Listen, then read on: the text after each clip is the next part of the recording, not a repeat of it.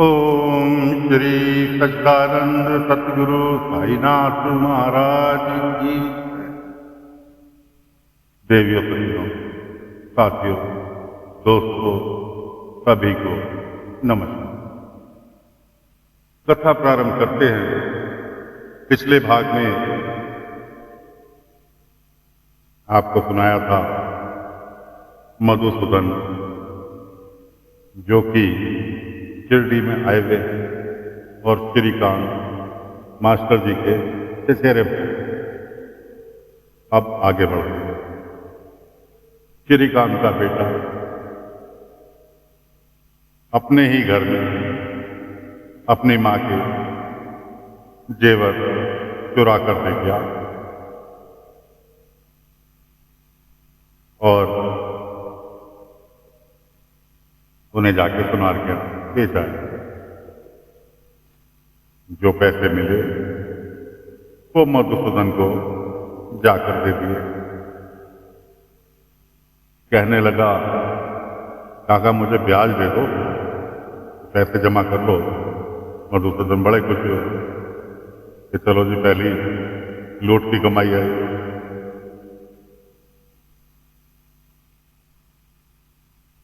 गोविंदा कहने लगा, काका मुझे आपने कहा था पहले पैसे दे दूंगा, मैं बाद में ले लूंगा बैंक, इसलिए मुझे ब्याज दे दो। मधुसूदन ने कहा, गोविंदा मैं दे तो देता, लेकिन मुझे आज ही बैंक में खाता खोलना है और इसलिए 1 महीना रुको। 1 महीने के बाद पैसे तो 2 महीने में डबल होकर आएंगे। तुम 1 महीना रुको, 1 महीने बाद में तुम्हें ब्याज की रकम दे दूंगा, मैं बाद में लेता रहूंगा बैंक। अब क्या मरता क्या नहीं करता। गोविंदा चुपचाप वहां से बाहर निकल गया और गोविंदा से उसने और एक वादा ले लिया कि मैं तुम्हारे तो पैसे में डबल कर ही रहा हूं, साथ में सभी गांव वालों को तुमसे बेहतर प्रचार प्रसार कोई नहीं कर पाएगा, इसलिए हम ऑफिस बनाएंगे और गोविंदा तुम्हारा सहयोग देंगे कि तुम अच्छी तरह से गांव वालों को समझा पाओगे। गोविंदा भी खुशी खुशी राजी हो गया। अब जब गोविंदा घर से बाहर निकला तो मधुसूदन की पत्नी पद्मावती, उन्होंने उसे गेट के पास रोक दिया और उसे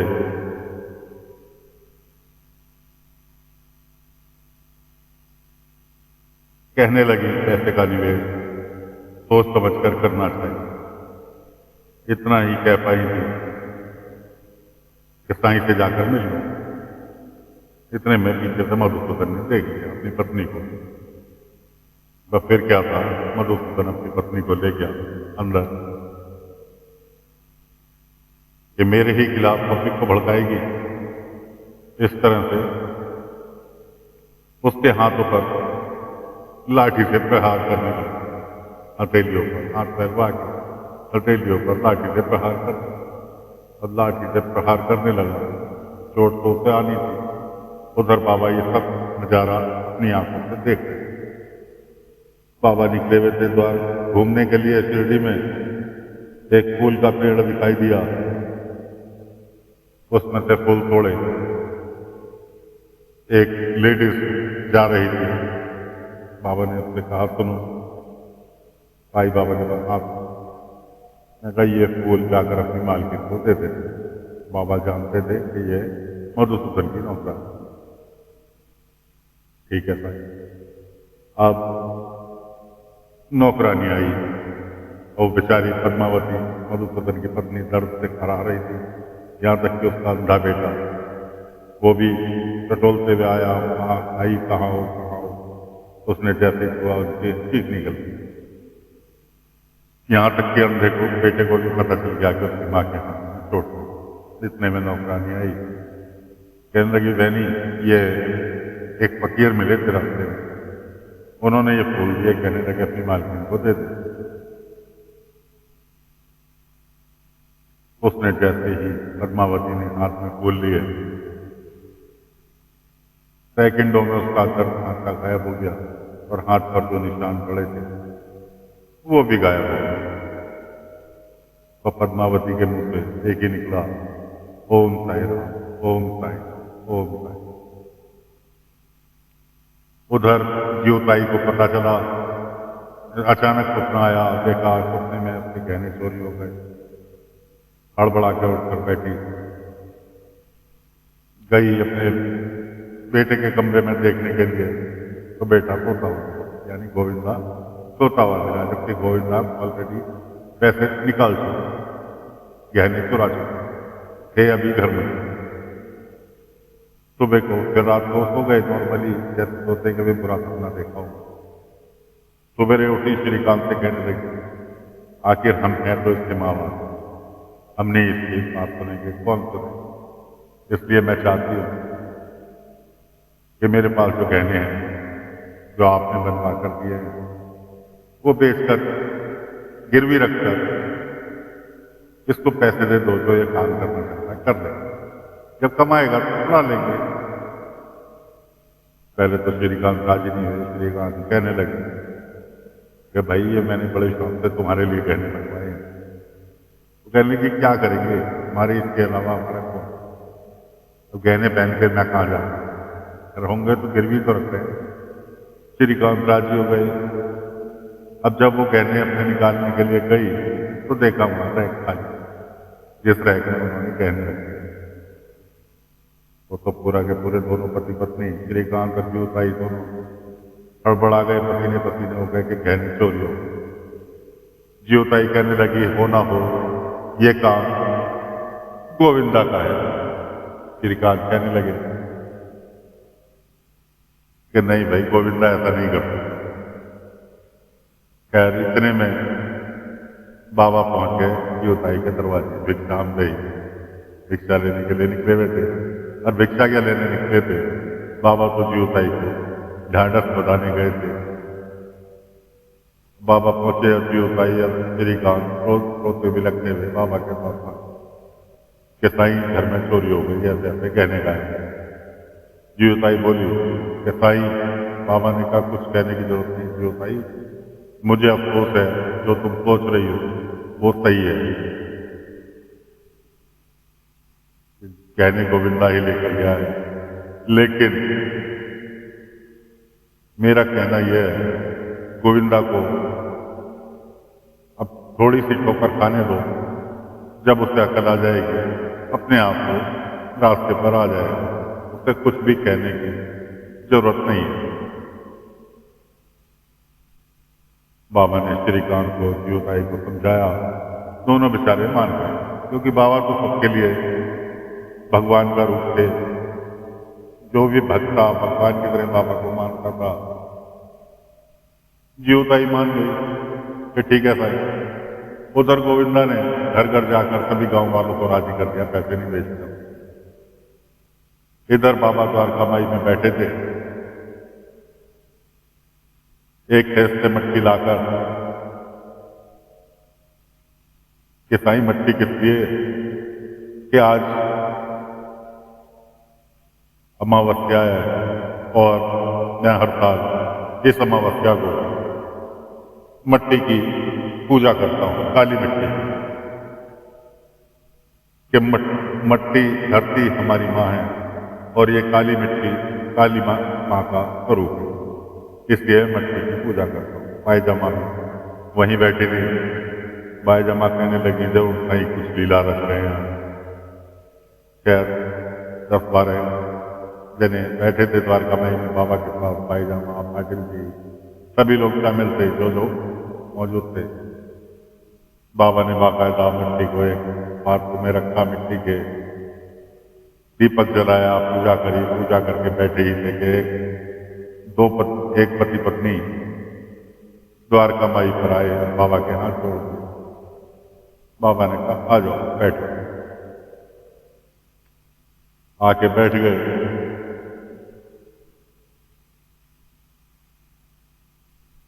बाबा ने कहा तुम्हारे सिर का दर्द कैसा है। इतने वो अपना परिचय दें। दाएं बाएं देखा कि यहाँ तो किसी को पता ही नहीं कि मेरे सिर में दर्द है। अपना परिचय उन्होंने दिया, साईं मैं धुलिया गांव से आया हूँ और मैं इस बात का व्यापारी हूँ, लेकिन काफी दिनों से मेरे सिर में दर्द है, जो कि मुझे चैन से सोने भी नहीं देता।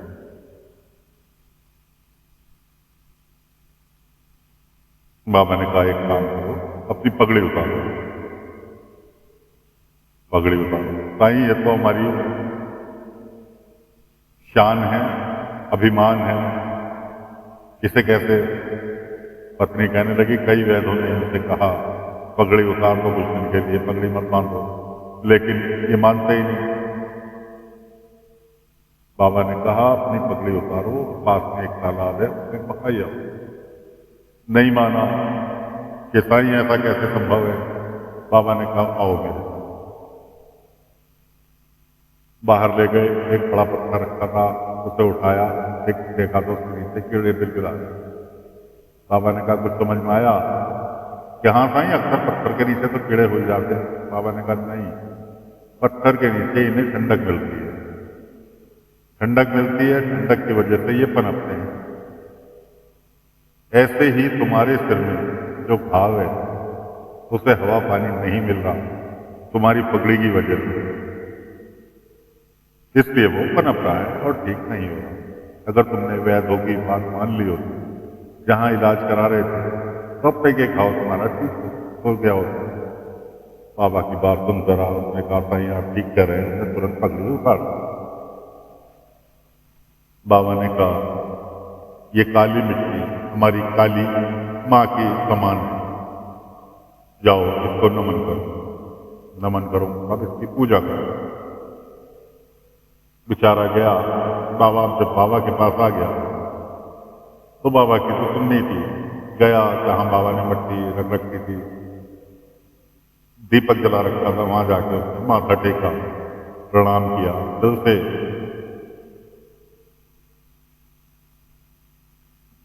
पूजा अर्चना की जैसे करते हैं, और जैसे ही वो पूजा करके उठा, देखा उसने कहा साईं मेरे सिर का दर्द तो एकदम गायब हो गया। उसकी पत्नी ने देखा तो जो घाव उसका बरसों से सूख नहीं रहा था, वो घाव जड़ से ही गायब।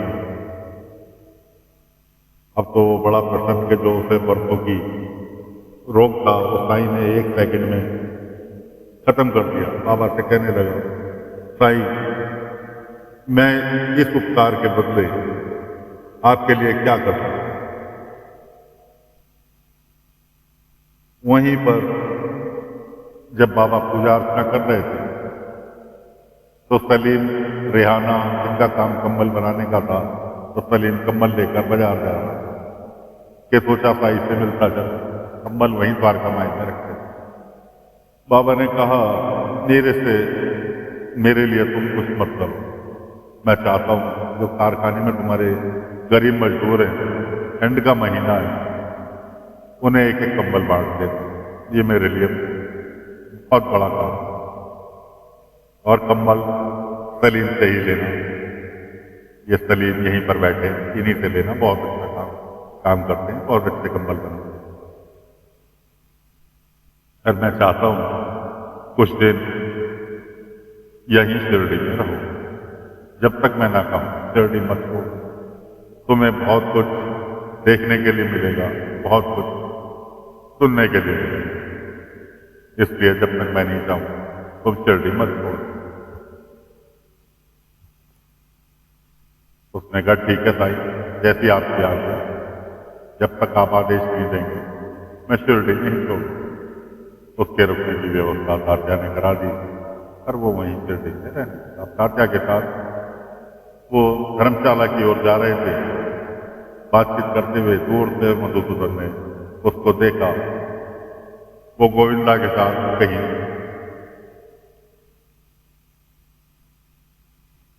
अपने मधुसूदन काम से जा रहे।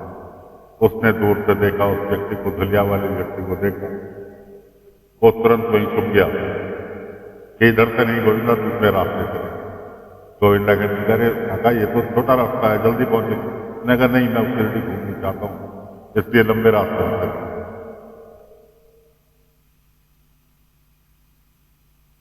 अब गोविंदा और मधुसूदन ने सभी गांव वालों को इकट्ठा कर दिया। गोविंदा ने घर घर जाकर सबको पैसा डबल 2 महीने में पैसा डबल की स्कीम समझाई।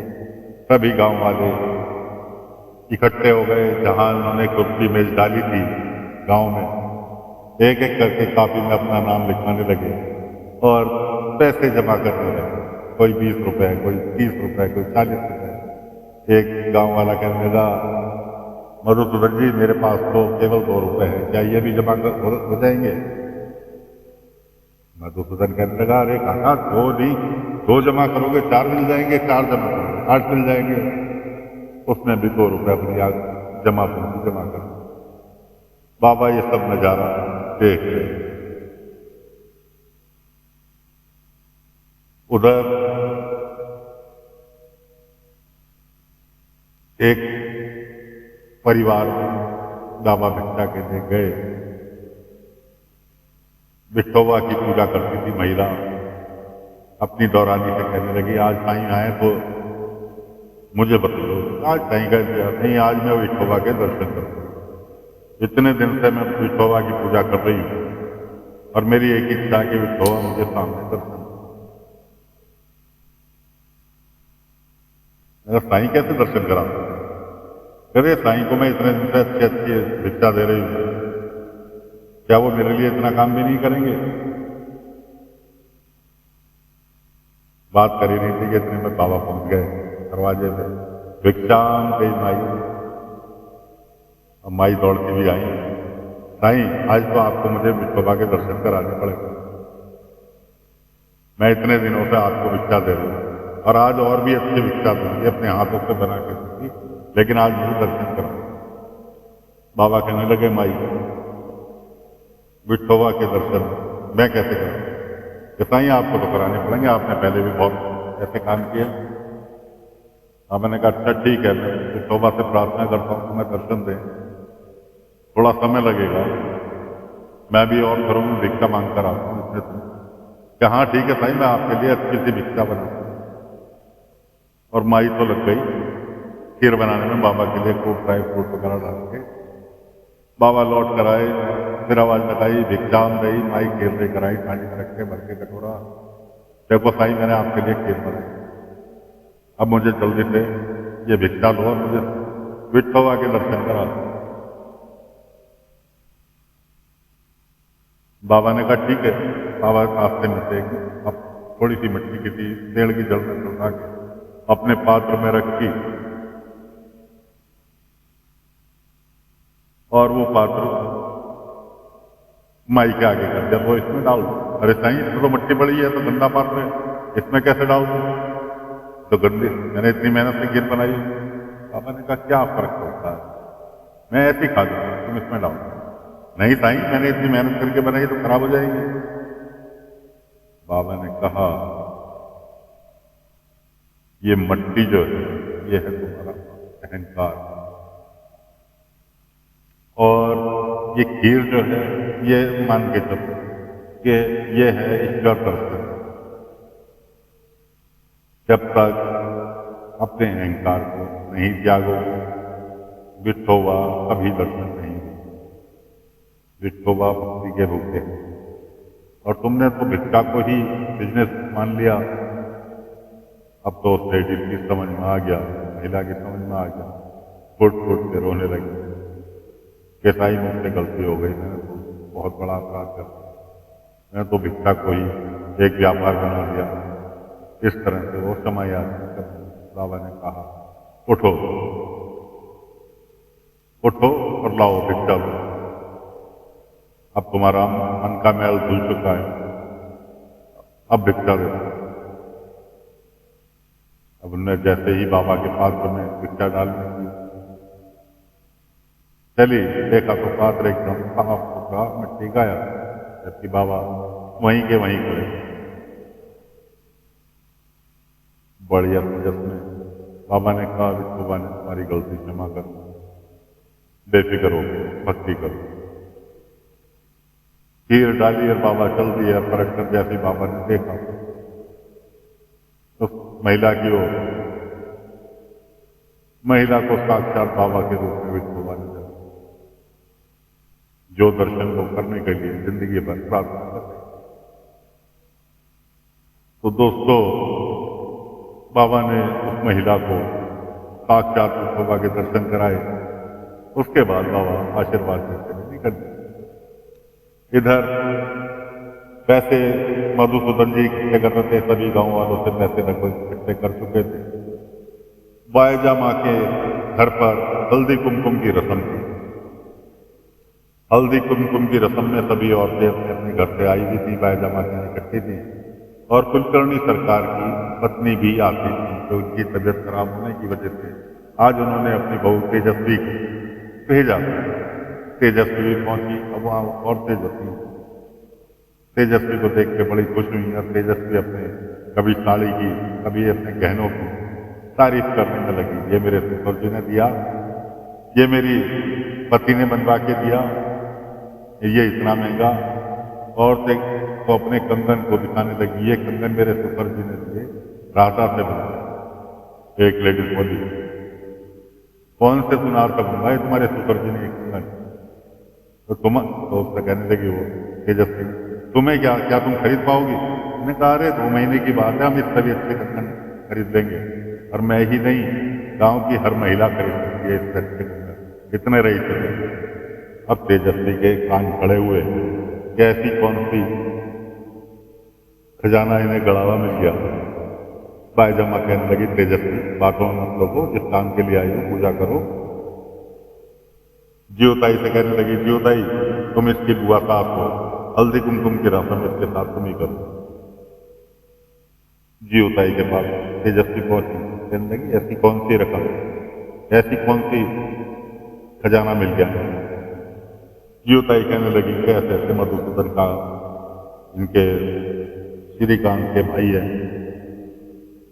वो पैसा बैंक में जमा करते हैं और तुम 2 महीने बाद दुगना। तुमने भी जमा किया? अगर नहीं, मैंने नहीं किया। तो और से बोली, अरे तुम्हारे गोविंदा ने तो किया, तुमने नहीं किया तो उसी ने तो हम सबको बताया, मधुसूदन से उसी ने तो हमें मिलवाया, उसी ने तो हमें विस्तार से समझाया कि कैसे तो पैसा दुगना होगा 2 महीने। अब तो जीवताई के कान खड़े कि ऐसी कौन सी मेरे में कमी रह गई तो ये खबर मेरे पास तक नहीं पहुंची कि 2 महीने में पैसा दुगना हो सकता है। अब जीवताई ख्याली पुलाव पकाती भी वापिस अपने घर जा रही है कि कैसे मैं अपना पैसा दुगना। तो साथियों, फिलहाल कथा को यहीं पर विराम देते हैं। अगले अंक में आगे की कथा लेकर फिर हाजिर होंगे। आपसे निवेदन है, साथ बनाए रखें। कथा सुन रहे हैं, इसको आगे बढ़ाएं। लाइक, शेयर, कमेंट करना ना भूलें। जिन्होंने चैनल को सब्सक्राइब नहीं किया है, चैनल को सब्सक्राइब करें ताकि शुरू से लेकर और अब तक के सभी बात आपको सुनने के लिए मिल सके। आज्ञा चाहते हैं। ओम साई राम, ओम साई राम, ओम साई राम, ओम